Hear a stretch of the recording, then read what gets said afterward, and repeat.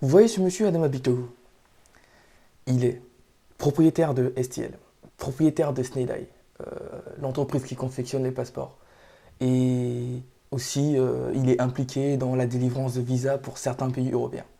Et il a plein d'autres business un peu partout en Côte d'Ivoire. Et surtout, ce qui est important, ce qui est l'objet de cette vidéo, c'est qu'il est président de l'Assemblée nationale. Il n'y a rien qui vous dérange dans toutes les informations que je vous ai données. Il n'y a rien. S'il n'y a rien qui vous dérange, il faut que vous vous revoyiez. Parce que il est inconcevable, il est immoral.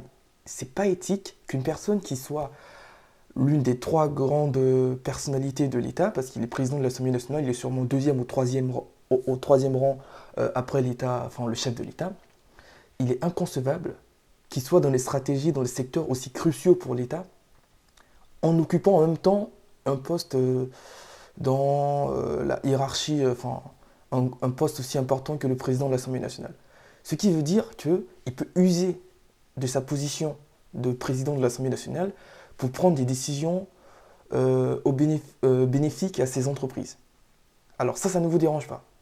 Qu'une personne avec autant de pouvoir puisse avoir autant d'intérêts dans le privé et puisse servir autant ses intérêts. Rappelez-vous du scandale avec Snaileye, qui a eu lieu, je ne sais pas si c'était en début d'année ou l'année dernière, où la Cour des comptes, après un rapport, a dit que Snaileye ne payait pas assez d'argent à l'État ivoirien. Et où est-ce que l'affaire est partie? On est toujours au statu quo, c'est-à-dire zéro. Parce que bien sûr, M. Bitoko, qui est assez proche de Ouattara, a assez de relations pour pouvoir bloquer l'affaire, pour ne pas être inquiété. Rappelez-vous aussi du scandale des déchets toxiques. Le monsieur était ministre de l'intégration ivoirienne à l'époque.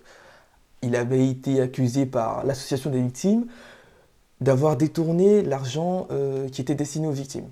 Où est-ce que l'affaire est partie? Nulle part. Il a été blanchi parce que, apparemment, il n'aurait rien fait. Apparemment, bien sûr. Moi, j'ai toujours un soupçon, il y a toujours un doute qui est là quand il s'agit de politiques aussi véreux que ce monsieur.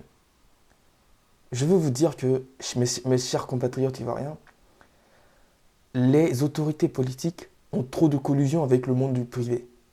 Ces autorités se servent de leurs postes dans les hautes administrations, dans les grands postes stratégiques de l'État pour servir leurs intérêts privés personnels.